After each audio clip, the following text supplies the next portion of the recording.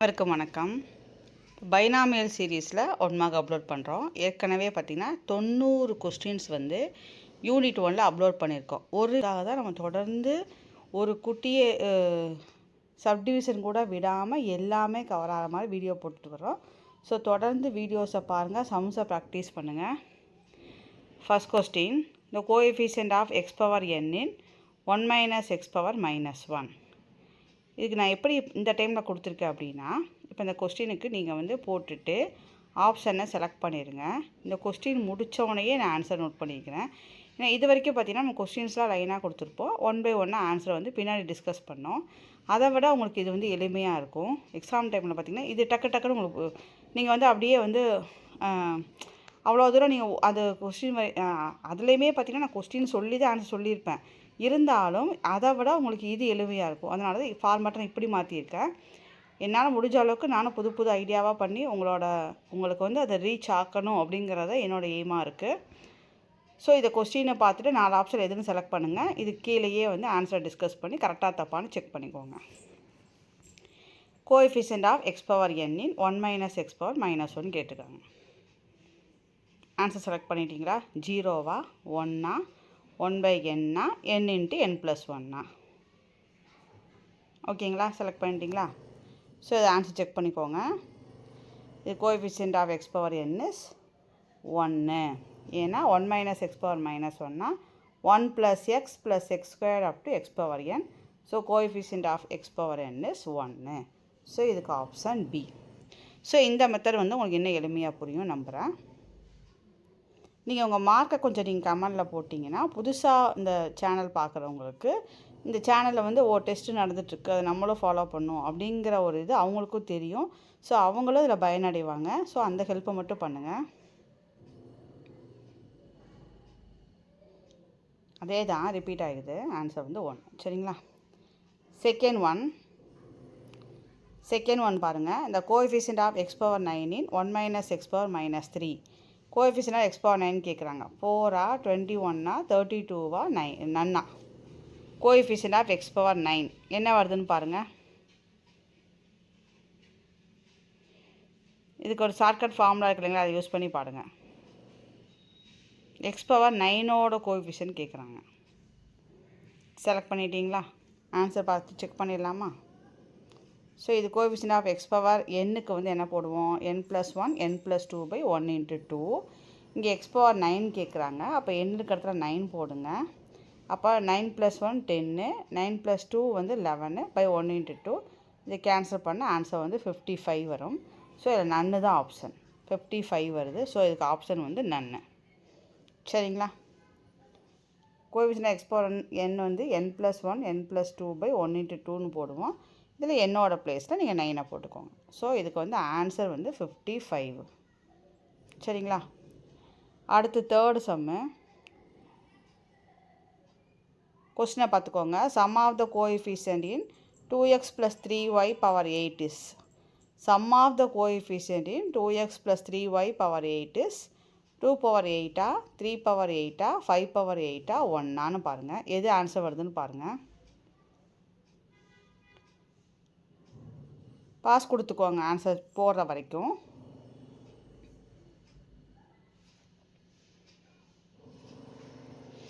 So இதுக்கு answer பார்த்திங்கன்னா 5 power 8.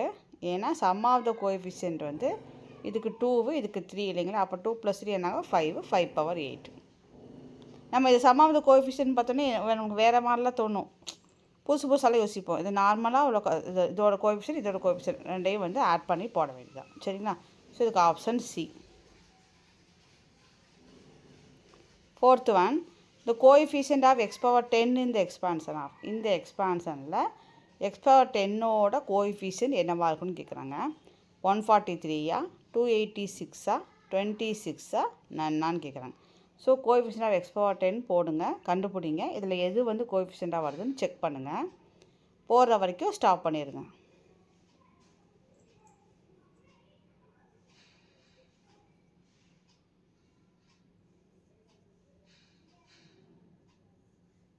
Answer பார்த்தரலாம்.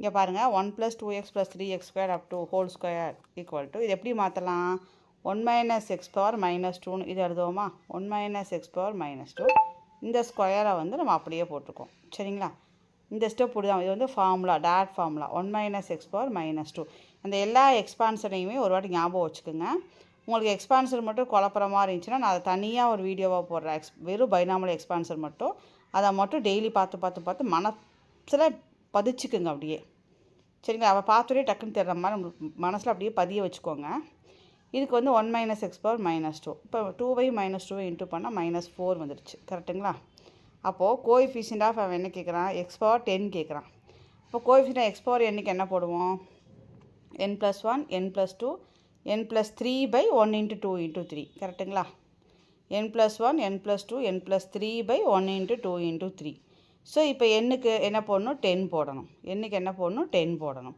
அப்போ 10 + 1 11 10 + 2 12 10 + 3 13/1 × 2 × 3 சரிங்களா இதை வந்து கேன்சல் பண்ணி போடுறோம் இதே மாதிரி தான் நம்ம வந்து இங்கே ஒரு சம் போட்டோம் ஞாபகம் இருக்குதுங்களா coefficient of x power n n + 1 n + 2/1 × 2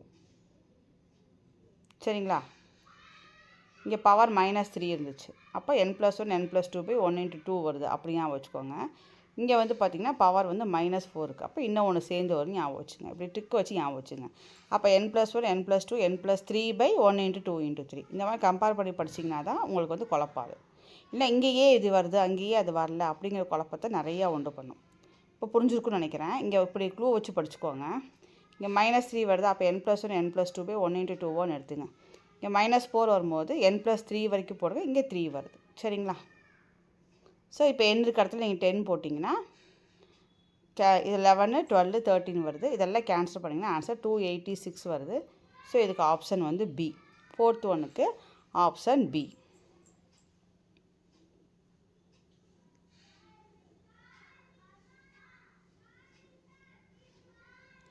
அடுத்தது 5th one the coefficient of x power 11 1/1 + x power 4 is coefficient of x power 11 கேட்குறாங்க நான் அதுக்குள்ளே ஆன்சர் அப்படியே செக் பண்ணிக்கோங்க coefficient of x power 11 in 1/1 + x power 4 is என்ன answer வருதுன்னு பாருங்கள்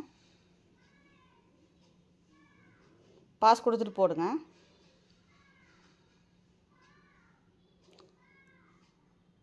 answer check பண்ணிக்கோங்க போட்டவங்க இதுக்கு என்ன போடுவோம் 4 வந்துருக்குது அப்போ n + 1 n + 2 n + 3/1 × 2 × 3 கரெக்டுங்களா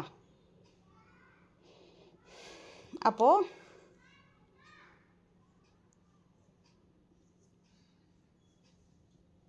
x power 11 வருது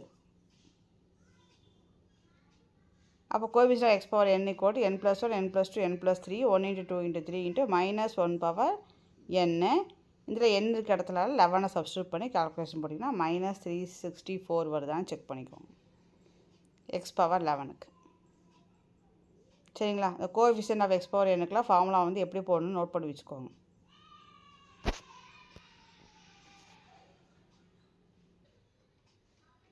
அடுத்தது 6th one if modulus x less than 1 இதுக்கு இதோட ஃபார்முலா கேட்குறேன் இது வந்து டைரக்ட் ஃபார்முலா தான் இதுக்கு என்ன ஃபார்முலான்னு யோசிங்க 1 - x power -p/q இது வந்து டைரக்ட் ஃபார்முலா இதுக்கு என்ன ஆன்சர் வருதுன்னு பாருங்கள்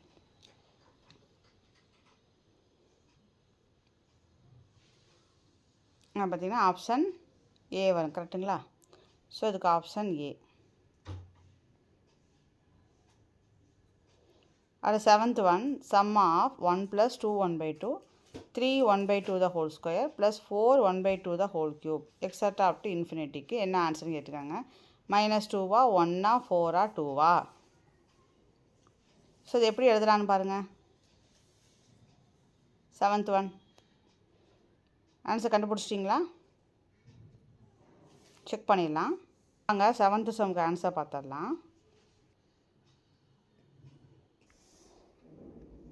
7th சம் வாங்க ஆன்சர் பார்த்துடலாம் 1 + 2 1/2 + 3 1/2 the whole square plus 4 1/2 the whole cube பார்த்தோம் இல்லைங்களா அதில் வந்து எக்ஸை தூக்கிட்டு 1/2ன்னு போடுங்க அப்போ என்ன வரும் 1 + இது வந்து எக்ஸா இப்போ 2x 3x² 4x³ இது வந்துடும் இல்லைங்களா இதுக்கு ஃபார்முலா தெரியும் நம்மளுக்கு 1 - x power -2 இதில் எக்ஸுக்கு பதிலாக திரும்ப என்ன போடலாம், இந்த 1/2 போடுங்க.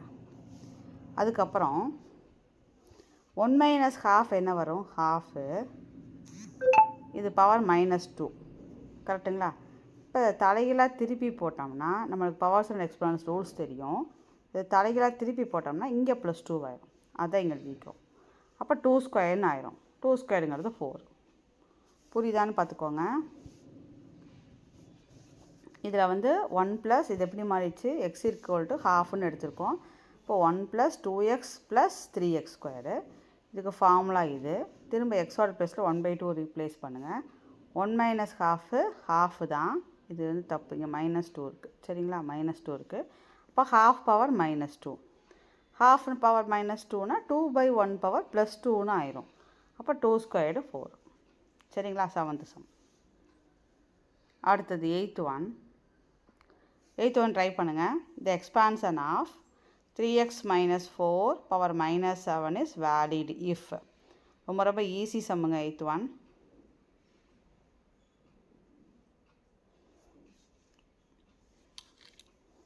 ஆன்சர் பார்க்கலாங்களா? இப்போ 3x - 4 பவர் -7 = 3x - 4 < 0. அப்போ 3x வந்து <4. அப்போ x <4/3. அப்போ x <4/3. இதுக்கு வந்து option A.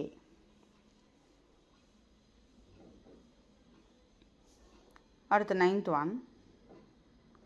Some of the series கேட்டிருக்காங்க. 1 + 1/3x + 1 × 4/3 × 6x², 147/367x³. அதுக்கு ஆன்சர் பாருங்கள். ஏவா, பியா, சியா, டியா? 9th one.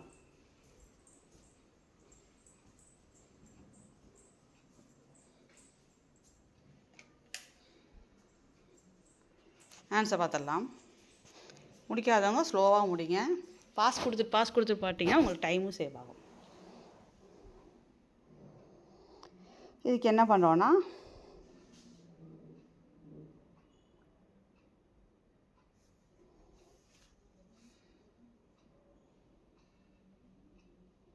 நம்மளுக்கு தெரியும் இல்லைங்களா, 1 - x பவர் -nங்கிறது 1 + nx/1 factorial n × n + 1/2 factorial × x² + etcetera. So இங்கே வந்து 1 - x வந்து xஐ தான், பவர் n வந்து -1/3. ஸோ இதுக்கு option C. 1 - x power -1/3.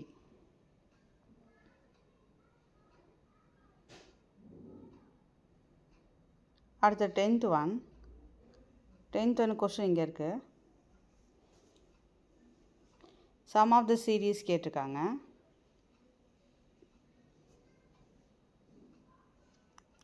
Some of the series 2√2வா, √2வா, 2வா, 1/2 √2வா? 10th one. இதுக்கு ஆப்ஷன் வந்து என்னென்னு கண்டுபிடிக்கலாம். சொல்யூஷனை மேலே போட்டிருக்கேன். நம்மளுக்கு தெரியும் 1 - x பவர் -p/qனா 1 + p/1 factorial x/q p × p + q/2 factorial x/q தான் ஹோல் ஸ்கொயர். இப்போ இதான் கொடுத்துருக்க கொஸ்டின். இப்போ இதை வச்சு இதில் ஒவ்வொன்றையும் கண்டுபிடிச்சிக்கலாம். p வேணும், q வேணும், x வேணும், கரெக்டுங்களா? இப்போது இது வந்து p + q வந்து 5 இல்லையா, p வந்து 3, அப்போ q என்ன வரும், 2. அதே மாதிரி x கண்டுபிடிக்கணும்.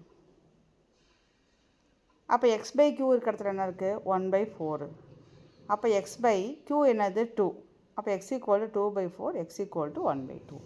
ஸோ நம்ம எய்ம் என்னவாக இருக்கணும்னா PQX கண்டுபிடிக்கிற மாதிரி இருக்கணும். இங்கே பார்த்தீங்கன்னா p வந்து 3ன்னு தெரிஞ்சு போச்சு. இப்போ p + q வந்து 5, அப்போ q 2ன்னு தெரிஞ்சு போச்சு. அடுத்து x/q இருக்கிற இடத்துல 1/4 இருக்குது, q வந்து 2. அப்போ x/2 = 1/4.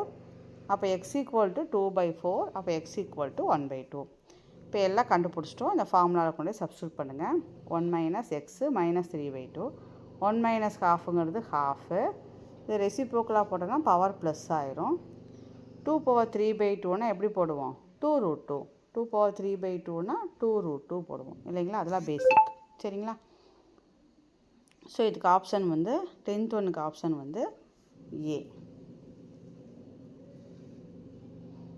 அடுத்து 11th ஒன் பாருங்கள். இதான் question. 1 - x power -3 expanded form. இது வந்து வெறும் எக்ஸ்பாண்டர் ஃபார்ம் தான். டேரெக்டாக ஆன்சர் எழுதிடுங்க.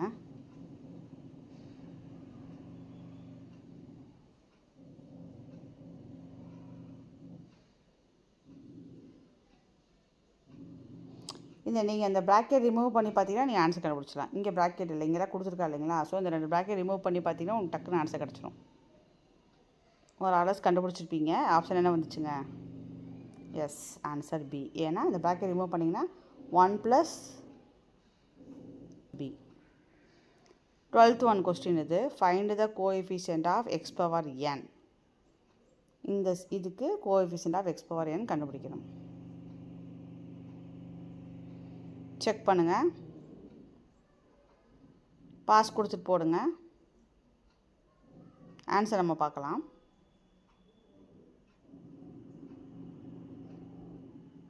ஸோ இதுக்கு எப்படி வரும்? 1 - 2x + 3x² - 4x³. 1 + x power -2. இந்த மைனஸ் என்ன அப்படி வச்சுருக்கோம். இதுக்கு மட்டும் எழுதிக்கிறோம். 1 + x பவர் -2. கரெக்டுங்களா? 1 + x பவர் -2. அடுத்த ஸ்டெப்பில் இது ரெண்டே கம்பைன் பண்ணிட்டால் 2n ஆயிடுச்சு. திரும்ப எப்படி எழுதுவோம்? 1 + 2nx + 2n × 2n - 1/2 factorial × x² 2n x power n. இப்போ அவன் கேட்குறது எந்த டேர்ம் பாருங்கள்? Coefficient of x power n தான் கேட்குறான். அப்போ இதுதான் coefficient of x power n. அப்போ 2n ஆப்ஷனுக்கு தகுந்த மாதிரி பிரிங்க. 2n க்கு 2n factorial / n factorial × 2n - n factorial போடுவோம். இப்போ ரெண்டே மைனஸ் பண்ண n factorial × n factorial squared ஆகிடுது. ஸோ ஆப்ஷன் சி 12th ஒன்னுக்கு. இந்த மாதிரி தான் கேட்பாங்க. இப்படி தான் அதுக்கு உண்டான முயற்சியில் ஈடுபடணுன்னா நீங்கள் நிறைய இந்த மாதிரி சம்ஸு ப்ராக்டிஸ் பண்ணுங்கள். ஹார்டாக உள்ள சம்ஸு நிறையா ப்ராக்டிஸ் பண்ணுங்கள். டைரக்ட் சம்ஸு வரும், ஒரு 20% அந்த மாதிரி தான் எதிர்பார்க்க முடியும். மீதி எல்லாமே பார்த்தீங்கன்னா அப்ளிகேஷன் சம்ஸாக நிறையா வரும். ஸோ அதுக்கெல்லாம் நீங்கள் வந்து இப்படி ப்ராக்டிஸ் பண்ணணும். அதுக்காக தான் நம்ம இவ்வளோ வீடியோஸ் போட்டுட்ருக்கோம். நீங்கள் எவ்வளோ சப்ஸ்கிரைப் பண்ணுங்கள், உங்கள் ஃப்ரெண்ட்ஸுக்கும் ஷேர் பண்ணுங்கள். நம்ம இவ்வளோ தூரம் சொல்கிறது உங்களுக்கு வந்து நீங்கள் ஒரு ஓல்டு கொஸ்டின் எடுத்து பார்த்தீங்கன்னா தெரிஞ்சு போயிடும். கொஸ்டின் எப்படி கேட்டிருக்காங்கன்னு தெரிஞ்சு போயிடும். இதை வந்து 1 + 2x பவர் -2 போட்டிருக்கோம். கரெக்டுங்களா? -2 என்ன 2n ஆயிடுச்சு. இதுக்கு வந்து தனியாக எக்ஸ்பான்ஷன் போட்டிருக்கோம். இதுதான் கேட்டிருக்காங்க. x பவர் என்னோட கோஎஃபிஷியன்ட் தான் கேட்டிருக்காங்க. ஸோ இது எப்படி பிரிப்போம்? 2n factorial / n factorial 2n - n factorial. 2n - nங்கிறது n factorial × n factorial n factorial square ஆகிடும். சரிங்களா? இது வந்து 12th ஒன்.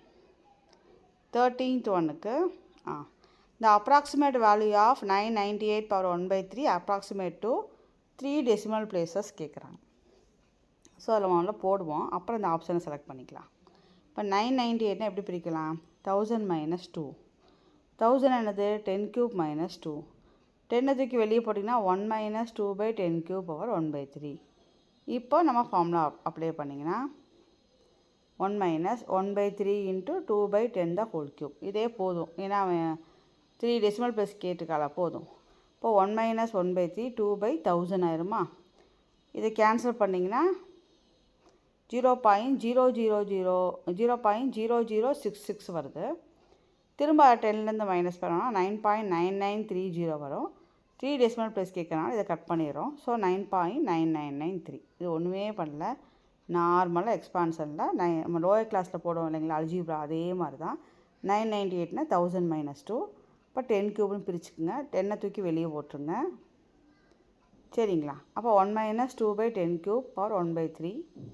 அதுக்கப்புறம் அந்த எக்ஸ்பான்ஷன் கொண்டு வாங்க. அப்போ 1 - 1/3 × இது வரும். அதுக்கப்புறம் டிவைட் பண்ணி மைனஸ் பண்ணி நீங்கள் போட வேண்டியதான். இது வந்து 13th சம். அடுத்தது 14th சம். இந்த மாடல் இம்பார்ட்டன்ட் தான். x is large and approximate value of கேட்டிருக்காங்க.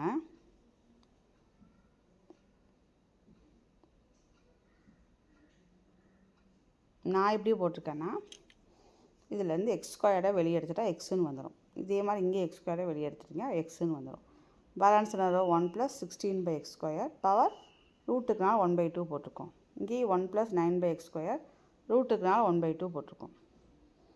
அடுத்தது இதுக்கு தனியாக எக்ஸ்பான்ஷன் எடுத்துங்க, இதுக்கு தனியாக எக்ஸ்பான்ஷன் எடுத்துங்க. இப்போ 1 + 1/2 16x² ப்ளஸ் 1/2 இதுக்கு என்ன வரும், 1/2 - 1 போடுவோம். அப்போ -12 வரும். By 2 factor into x². நம்ம இதுக்கும் 1 + 1/2 × 9/x² ப்ளஸ் 1/2 1/2 - 1 அப்போ -12 பை 2 ஃபேக்டர் இன்ட்டு x². அடுத்த ஸ்டெப்பில் என்ன பண்ணியிருக்கோன்னா இதை வந்து கேன்சல் பண்ணிட்டோம். அப்போ 8 அந்த எக்ஸே உள்ளே கொண்டு வந்துட்டு கேன்சலும் ஒரே ஸ்டெப்பில் நடக்குது. இங்கே பாருங்கள், எக்ஸை உள்ளே கொண்டு வந்துட்டோம். அப்போ எக்ஸுன்னு ஆயிடுச்சு. இங்கே ஒரு எக்ஸ் கேன்சல் ஆயிரும். 2ம் 16 கேன்சல் ஆயிரும். அப்போ 8/xன்னு வரும். அதில் பார்த்தீங்கன்னா மேலே உள்ள 2 2ம் கீழே வந்துடும். அப்போ வந்து 2 2 2 3 2 கீழே இருக்கும். அந்த 16 × 16 போட்டு அது எல்லாத்தையும் டிவைட் பண்ணிங்கன்னா கேன்சல் பண்ணிங்கன்னா 32 வரும். அதே மாதிரி இந்த சைடையும் போடுங்க. பிரிச்சிங்கன்னா எக்ஸ் ப்ளஸ் 9/2 4.5ன்னு எடுத்துட்டோம். அதே மாதிரி இது கால்குலேஷன் போட்டிங்கன்னா 10.125ன்னு வருது. உங்களுக்கு டெசிமல் பிடிக்கலான்னு நீங்கள் ஃப்ராக்ஷனே வேணாலும் வச்சுக்கோங்க. நீங்கள் எப்படியோ கால்குலேஷன் போட்டுக்கோங்க. அடுத்த ஸ்டெப்பில் என்ன பண்ணியிருக்கோன்னா இது எக்ஸு 5 இல்லை 8/x மைனஸ் இதை பண்ணியிருக்கோம் 8. இது ஏதாவது எக்ஸும் மைனஸ் பண்ணும்போது உங்களுக்கு கேன்சல் ஆகிடும். அப்போ 8/x - 4.5/x அதே மாதிரி ப்ளஸ்ஸு -32/x³ ப்ளஸ் 10.125x³. ஏன்னா இங்கே மைனஸ்க்கான இங்கே ப்ளஸ் வந்துருச்சு. அடுத்து இதை தனியாக கால்குலேஷன் போடுங்க, இதை தனியாக கால்குலேஷன் போட்டு அப்புறம் ரெண்டையும் கால்குலேஷன் போட்டிங்கன்னா இந்த ஆன்சர் வருது. இது வந்து என்னோடய மெத்தட் நான் போட்டுருக்கேன். உங்களுக்கு எது பிடிச்சிருக்கோ எது வந்து உங்களுக்கு ஈஸியாக இருக்கோ நீங்கள் அந்த மெத்தட் யூஸ் பண்ணி போட்டுக்கோங்க. இந்த ஆன்சர் தான் பார்த்துங்க.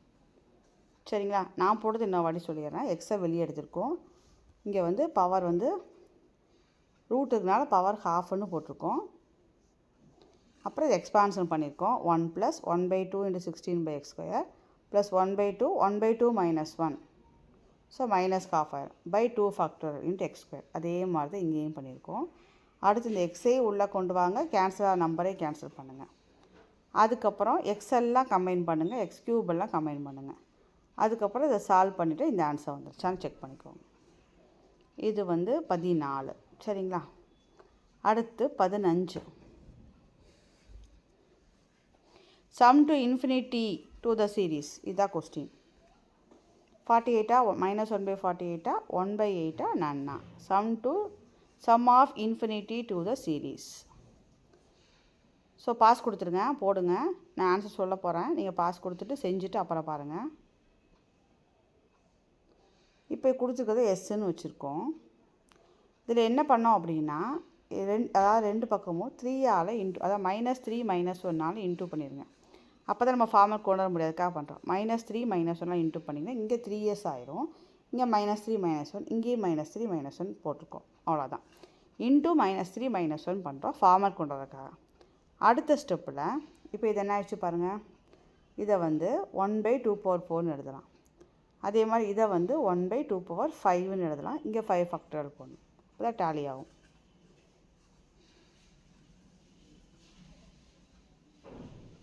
சரிங்களா?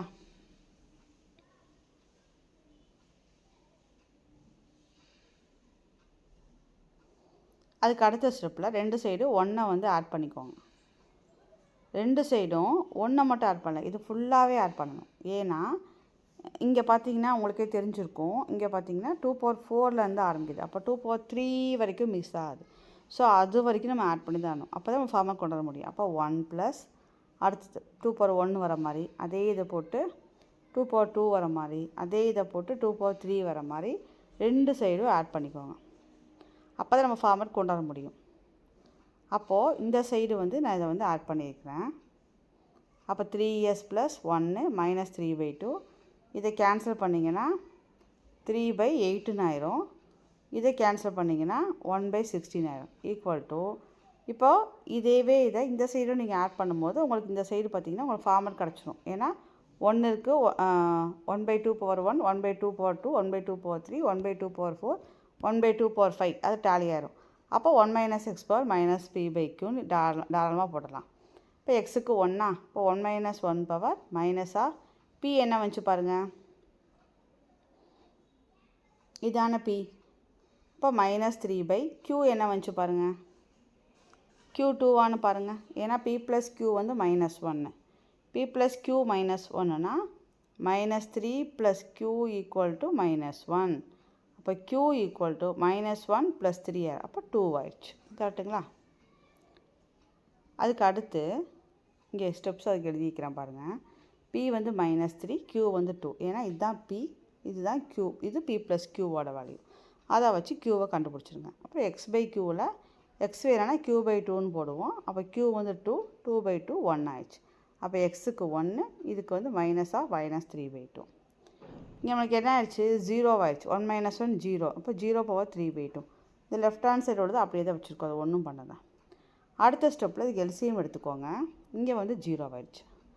16 × 0 0 தான். அப்போ 48 s = 1. அப்போ s = 1/48. இந்த மாதிரி லென்த்தியாக வர சம்ஸு வரும்.